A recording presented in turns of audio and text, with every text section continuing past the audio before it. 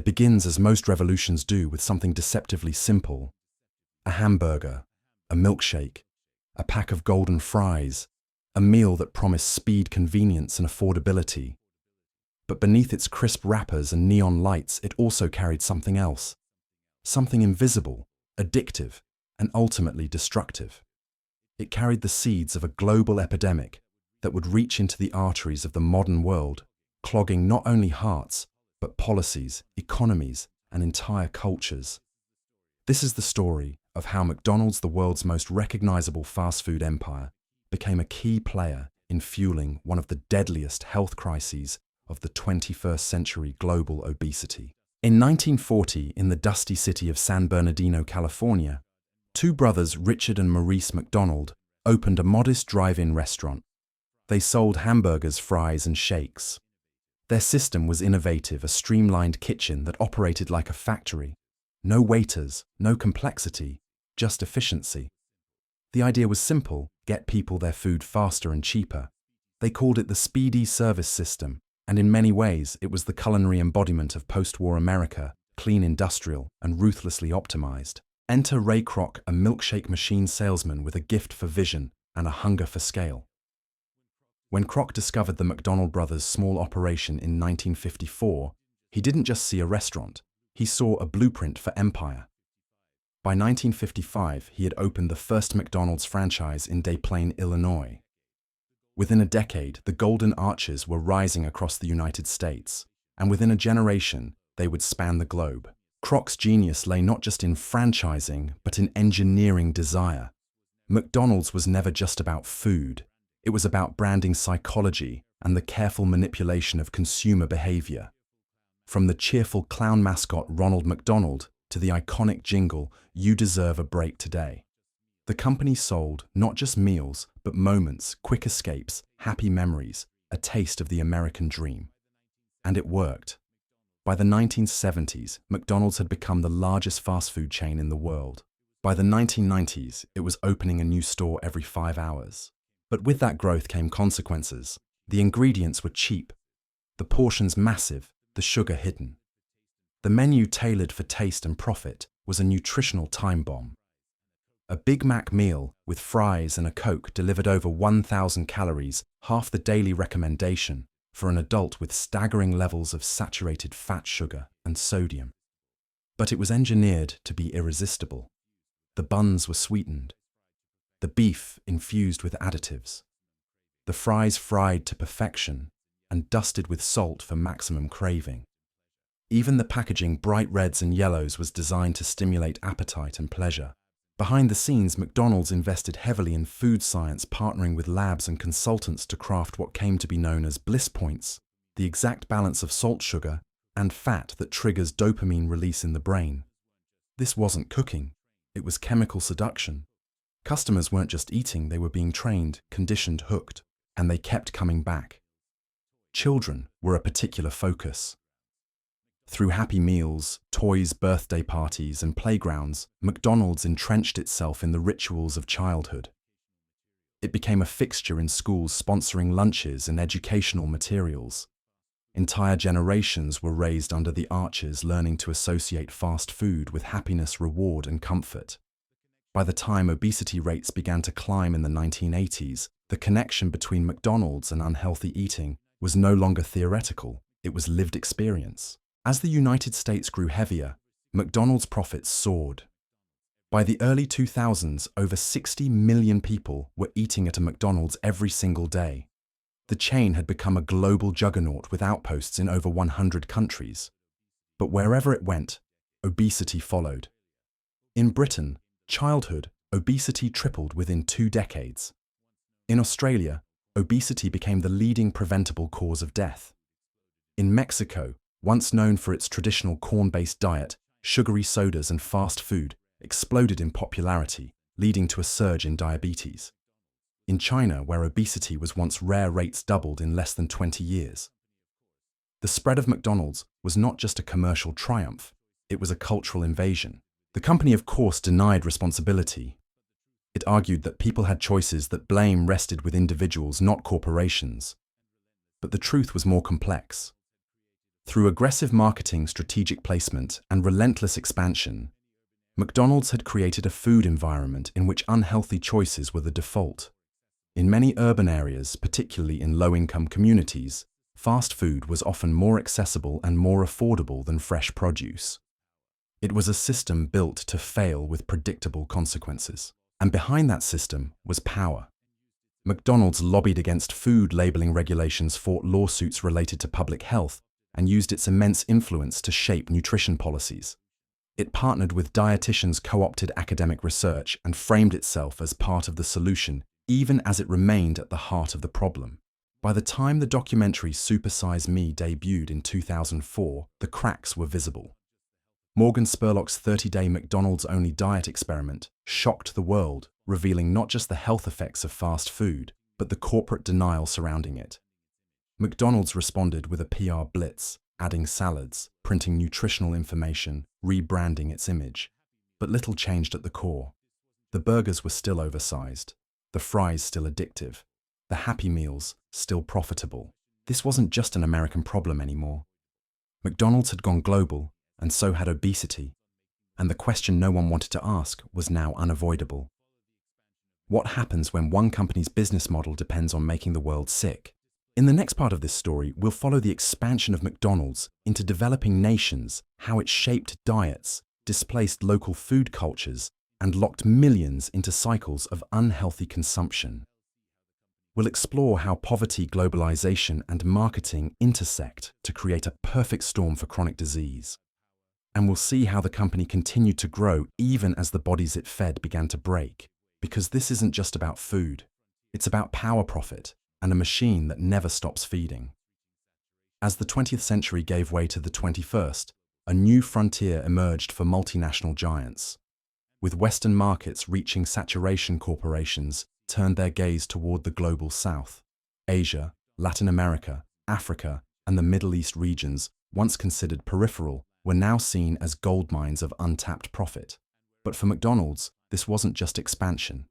It was conquest. A conquest not of land or politics, but of appetite and culture. And wherever McDonald's planted its flag, local traditions began to erode, replaced by a homogenized global menu of processed meat, fried potatoes, and sugar-laden drinks. It began with celebration. In countries like India, China, Brazil, and South Africa, the arrival of McDonald's was met with fanfare. Media coverage painted it as a sign of progress of economic development and global integration. To eat at McDonald's was not merely to consume a burger, it was to participate in modernity. Lines stretched down the block. Children dragged their parents into air-conditioned temples of red and yellow. And McDonald's, ever the master of adaptation, knew how to localize its offerings just enough to be accepted. In India, it dropped beef for paneer and chicken. In the Philippines, it offered rice bowls. In Japan, it experimented with shrimp burgers. But the core remained unchanged: cheap calories, engineered taste, and a strategy aimed at embedding itself into the culture as both a treat and a habit. Behind the scenes, McDonald's entered these markets with surgical precision. It struck deals with governments. It partnered with local conglomerates. It navigated zoning laws, tax codes, and real estate strategies to secure prime locations in malls, airports, and school districts. And it brought with it the same arsenal it had perfected in the West: aggressive advertising, celebrity endorsements, child-targeted campaigns, and relentless brand saturation. The result was a quiet revolution in eating habits. In countries where meals had historically been rooted in fresh vegetables, grains, legumes, and communal dining, fast food introduced a new logic: individualism, convenience, and speed. Traditional markets declined. Local food vendors lost business. School lunches were replaced by Happy Meals. Even language shifted. Words like snack combo and supersize entered common usage, reflecting a deeper transformation of how people thought about food. And as the culture changed, so did the body. In China, obesity among children increased fivefold between 1995 and 2015. In Mexico, where Coca-Cola and McDonald's became household staples, the country overtook the United States in rates of adult obesity by the early 2010s. In Egypt, urban middle-class families, once associated with health and status, began to suffer from hypertension, diabetes, and heart disease at unprecedented rates. Across sub-Saharan Africa, where undernutrition had long been the dominant concern, urban obesity suddenly emerged as a double burden. The shift was swift and devastating. The driving force behind this transformation was not accidental. McDonald's and its allies in the fast food industry didn't merely ride the wave of globalization, they engineered it. Through lobbying, trade agreements, and pressure campaigns, they dismantled food regulations in country after country. The North American Free Trade Agreement, NAFTA, for instance, opened Mexican markets to US agribusiness, flooding the country with cheap corn syrup, processed meat, and soda. McDonald's rode the wave, offering value menus that undercut local alternatives and conditioned a new generation of eaters to equate fast food with affordability. But the cost was enormous. Governments unprepared for the public health consequences were suddenly faced with a tidal wave of chronic disease. Clinics overflowed with patients suffering from type 2 diabetes, cardiovascular problems, and metabolic disorders. The health systems of low and middle-income countries already stretched thin by infectious diseases, and poverty now had to absorb the burden of diseases imported through diet. And unlike bacteria or viruses, these conditions couldn't be cured. They required lifelong management, costly medications, and sophisticated infrastructure. In response, McDonald's mounted a familiar defense. It blamed sedentary lifestyles. It touted personal responsibility. It launched campaigns promoting active living, partnered with the Olympics, and sponsored school programs that emphasized exercise over diet. But this was a strategic deflection, because the real issue wasn't movement, it was food. The average McDonald's meal contains far more calories, sugar, and saturated fat than most traditional meals in any of the countries it invaded. Portion sizes were exaggerated, drinks upsized, fries refilled, and sugar hidden in bun sauces and dressings in quantities unimaginable just decades prior. Even the healthy options, salads, wraps, grilled items were often drowned in dressings, oils, and preservatives. For many in developing nations, McDonald's was not just unhealthy, it was the single unhealthiest option available. But it was cheap, and it was everywhere. That affordability was not a coincidence. It was made possible by global agricultural subsidies, particularly in the United States, which allowed McDonald's to buy beef, corn, and soy at artificially low prices. This created an economic distortion in which a burger and fries could cost less than a bowl of vegetables and rice. In countries grappling with poverty, that equation was irresistible. A full meal, hot and filling, for less than $1. What parent would say no? And so the cycle began. Children consumed fast food from an early age. Their palates adjusted. Their preferences changed. The craving for salt, sugar, and fat became hardwired. Schools became marketing zones. Teachers distributed branded worksheets. Ronald McDonald read books to children. And even as the waistlines of nations expanded, the profits of McDonald's soared. By the late 2010s, McDonald's had more stores outside the United States than within it. Its biggest growth markets were no longer Chicago or Los Angeles, but Jakarta, São Paulo, Riyadh, and New Delhi. And its playbook was unchanged: saturate, seduce, and sell. But by then, resistance had begun to stir. Public health advocates sounded the alarm. Nutritionists, doctors, and community leaders began to speak out. In some countries, soda taxes were introduced. Food labeling laws were tightened. In Chile, junk food advertising targeting children was banned outright. In Brazil, schools removed fast food from cafeterias. In South Africa, a movement for food sovereignty took root, urging a return to local agriculture and traditional diets. And yet McDonald's adapted. It rebranded, it remodeled, it introduced touchscreen kiosks and plant-based burgers. It updated its menu with kale and quinoa. It wrapped itself in the language of wellness and sustainability. But behind the marketing, the core remained untouched, a machine built for global scale, powered by cheap ingredients, addictive recipes, and a business model that thrives on overconsumption. The numbers told the truth. Worldwide obesity had tripled since 1975. Over 1.9 billion adults were now overweight, and 650 million of them classified as obese. Among children, the rates were rising even faster. And at the center of this epidemic stood a clown with a smile and a tray full of calories. In the next chapter, we'll explore the political machinery that shields McDonald's from accountability. We'll follow the lobbyists, the lawsuits, the marketing dark arts, and the billion-dollar campaigns designed to preserve the illusion of choice in a system designed to exploit it. Because by now, the story of global obesity isn't just a health crisis. It's a story of power of influence and of how one company learned to profit from the slow poisoning of the world.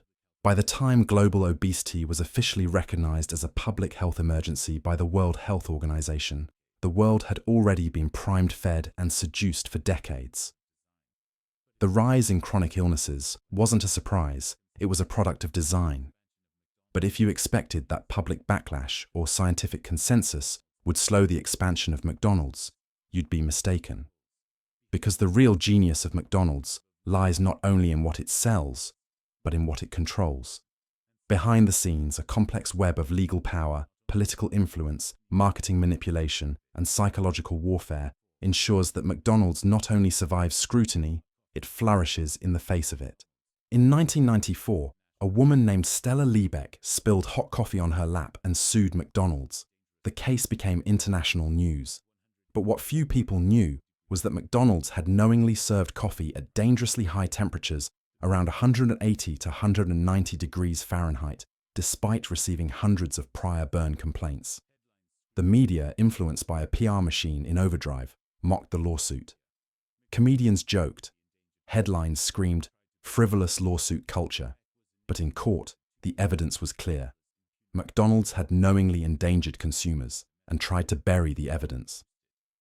Liebeck was initially awarded $2.9 million in punitive damages, a number the jury believed would send a message. But the court reduced it, and the company walked away largely unscathed. That case was a warning, not to McDonald's, but to those who would challenge it. McDonald's was no longer just a restaurant chain, it was a corporate behemoth with legal armor, political backing, and one of the most sophisticated public relations operations in the world. The core of this power lies in marketing, an invisible engine that shapes desire, frames narratives, and builds brand loyalty before children even learn to spell. McDonald's spends billions annually on advertising, more than any other fast food company on earth. In the United States alone, it outspends public health campaigns by an order of magnitude. And its marketing is precise, targeted, ruthlessly efficient. Children, for instance, are marketed to before they can understand what marketing is. Through animated characters, colorful packaging, and free toys, McDonald's engineers emotional bonds between kids and the brand. The Happy Meal, launched in 1979, wasn't just a meal, it was a cultural weapon. Each toy was carefully selected and often tied to blockbuster films or TV shows. The result, brand imprinting at the earliest stages of cognitive development. Studies have shown that children can recognize the McDonald's logo before they recognize their own name. And those who grow up on Happy Meals are statistically more likely to continue purchasing from the brand into adulthood. But McDonald's influence doesn't end at the playground. It extends into the classroom, the government, and even the halls of academia. In school systems across America, McDonald's has sponsored educational materials, distributed curriculum packets, and even built branded exercise programs under the guise of promoting healthy lifestyles.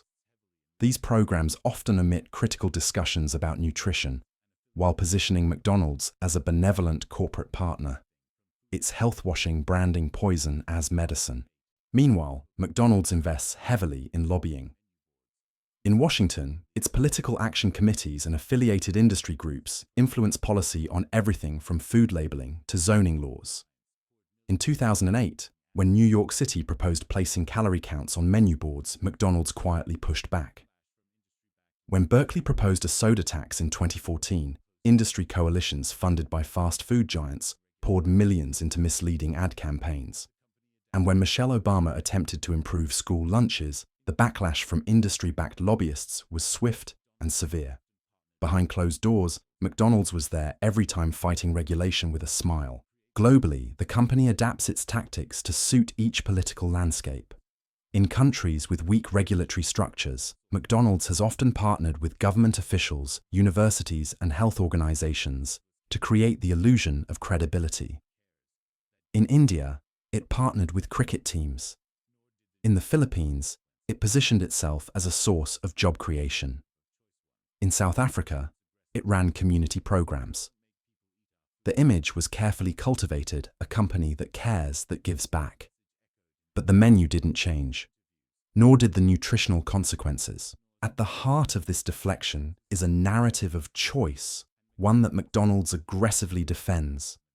We don't make people eat our food, the company argues. Consumers have the power. It's a message echoed in ad campaigns, interviews, and press releases.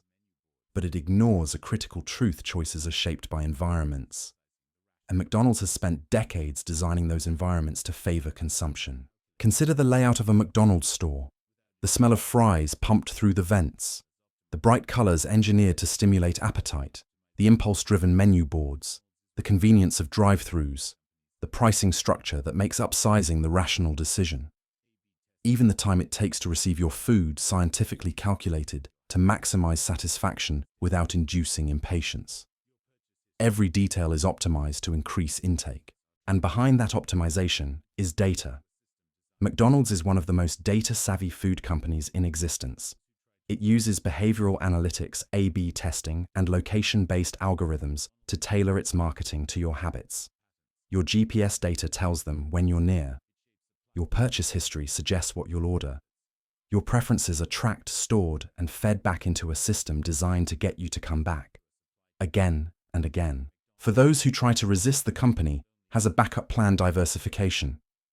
McDonald's owns real estate. It holds patents. It invests in agriculture. It shapes supply chains and influences food standards. If you eat chicken in a fast food restaurant, there's a decent chance that chicken passed through a supply chain touched by McDonald's. It has leverage not only over what you eat, but how it's grown, transported, and priced. Even when scandals break, the company rarely suffers long-term damage. From labor abuses in Asia, to meat contamination in Europe, to wage theft cases in the US. McDonald's has weathered them all. Its brand is resilient, not because it's innocent, but because it's omnipresent. And because its marketing is faster than its accountability. But the most insidious form of control lies in perception. McDonald's has mastered the art of plausible deniability. It offers salads not because they sell well, but because they make the rest of the menu look balanced. It funds nutritional studies not to discover truth, but to sow confusion. It supports exercise initiatives not to promote health, but to shift blame. The result is a fog of contradictions in which the average consumer is overwhelmed with mixed messages. And in that confusion, the cycle continues. People continue to eat, bodies continue to swell, and McDonald's continues to profit. It's a system that thrives not despite obesity, but because of it. As we enter the final chapter of this story, we'll explore the human cost. The families, the healthcare systems, the communities drowning in chronic illness. We'll hear from those who fought back, from whistleblowers and activists to cities and nations that finally drew the line. And we'll ask a question no corporation ever wants to hear. What if we could break the machine? Across the globe, the weight of the golden arches has grown heavier with each passing decade. Behind every towering billboard and Happy Meal jingle lies a story, not of convenience or delight, but of bodies breaking down, families buried too early, and health systems buckling under the load. The crisis McDonald's helped to shape is no longer abstract. It's real. It has a face, a name, a pulse, and sometimes it has a breaking point. In the United States, 1 in 5 deaths is now linked to poor diet. In the United Kingdom, the National Health Service spends over $6 billion annually treating obesity-related conditions. In Mexico, sugary drinks, many of them paired with fast food meals, are the leading cause of death due to diabetes. In India, a country once battling starvation, cities now battle dual epidemics, malnutrition, and morbid obesity, often in the same families. The human cost is staggering. Heart attacks at 40, insulin injections at 12, amputations, blindness, depression. The list doesn't end. And behind it all is a relentless system of profit built on calories that are cheap to make but expensive to live with. But not everyone has remained silent. Resistance, slow at first, has begun to rise. In 2002, a city few expected to lead the charge, Los Angeles, passed zoning laws to restrict new fast food outlets in low-income neighborhoods. They weren't banning burgers, they were questioning the food ecosystem. Why, they asked, were there more fast food joints than grocery stores in Black and Latino communities? Why were some neighborhoods flooded with fries and sodas, but lacked a single fresh produce market? The laws were a symbolic gesture, but symbols matter. In 2010, New York City enacted mandatory calorie labeling on menus. McDonald's fought it tooth and nail, but the city prevailed. The bright, bold numbers next to each item began to shift consumer behavior slowly. Some customers started to ask questions. Some began to choose differently. The industry panicked. In 2014, Mexico passed one of the world's first national soda taxes. Consumption of sugary beverages dropped nearly 12% in just the first year. McDonald's and its allies warned of economic collapse, of job losses. But the sky didn't fall. And in its place came a different conversation about food justice, about corporate responsibility, about who really benefits when unhealthy food becomes the default. But perhaps the most dramatic confrontation came from Chile.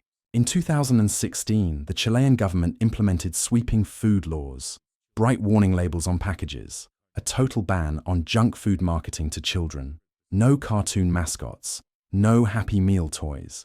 McDonald's tried to rebrand. It launched quiet lobbying campaigns. It offered local partnerships. But the public had already decided. The country had buried too many of its children due to diabetes and cardiovascular disease. The era of corporate persuasion had met its wall. Still, McDonald's is not a company that gives up easily. It adapts. It retools. It launched McCafe not to sell coffee but to compete with Starbucks and look more adult. It introduced the McPlant, a plant-based burger, not to save the planet, but to retain market share among environmentally conscious youth. It rolled out touchscreen kiosks and table service, not to improve customer health, but to create the illusion of premium experience while upselling more items. It even flirted with AI data-driven personalization and app-based loyalty programs, feeding the very behavioral patterns it helped instill over generations. What it hasn't done is change its core business, because the model works. It's built on scale, on speed, on deeply addictive, calorie-dense food, designed not to nourish, but to sell. And now we find ourselves at a crossroads. Global obesity continues to rise. More than 2 billion people worldwide are overweight or obese. Healthcare costs are skyrocketing. Nations are beginning to recognize that this isn't just a medical issue, it's a political one. But policy moves slowly. Industry money speaks loudly. And McDonald's, with its global reach, is entrenched in everything, from agriculture to advertising to public relations. So what happens now? The answer begins not in a boardroom, but in a question we must ask ourselves. What do we want our food to do? Do we want it to merely fill us or to fuel us? Do we want it to comfort us temporarily or sustain us for a lifetime? Do we want a future where corporate convenience dictates public health, or one where people reclaim the plate? There is no single villain. McDonald's is not alone. It is part of a vast system that includes policymakers, advertisers, food scientists, and global trade institutions. But it is also a symbol, a totem of how profit and appetite became entangled in ways that now feel impossible to undo. Yet undo them we must. Change begins with policy, but it continues with education, awareness, and culture.